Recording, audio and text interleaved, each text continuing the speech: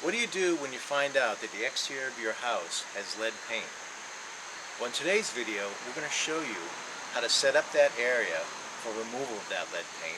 We're going to also show you the tools that you use, how to remove that lead paint, and then finally the painting process after that.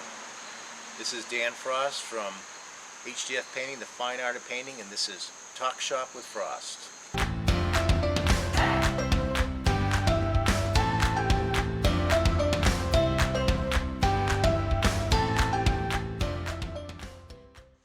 So as we go into this project of paint removal, one of the key things to think about is safety.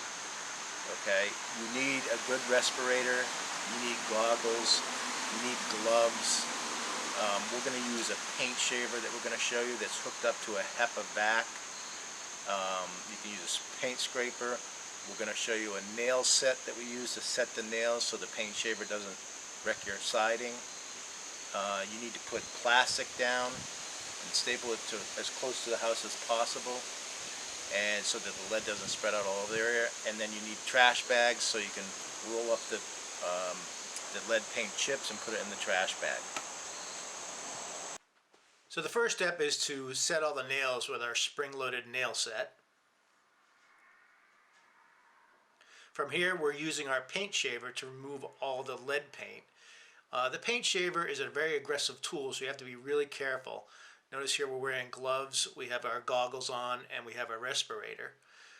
You take multiple passes with the paint shaver, going along fairly consistently and even on the surface, and then you should be all set. Here we're filling our nail holes with the two-part epoxy. Okay, we're now at the point where we have used the paint shaver to remove the lead paint. We've applied the Arbitron, we've set the nails, and then we've applied the Arbitron on those nail holes.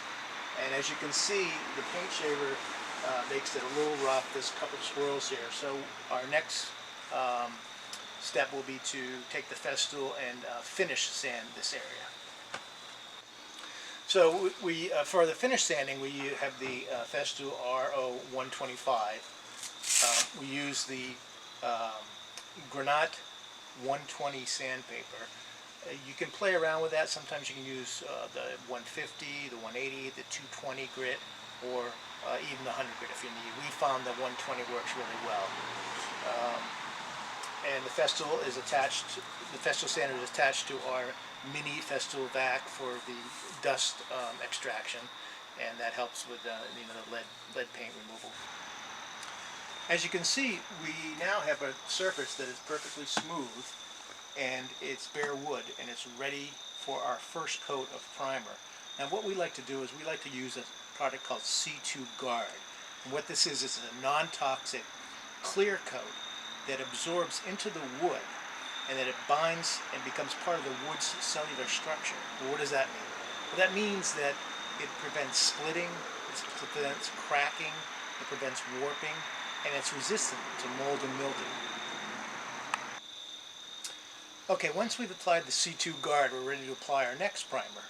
And you've noticed we use a lot of C2 products, and that's a company based out of Buffalo, New York. It's called the Coatings Alliance.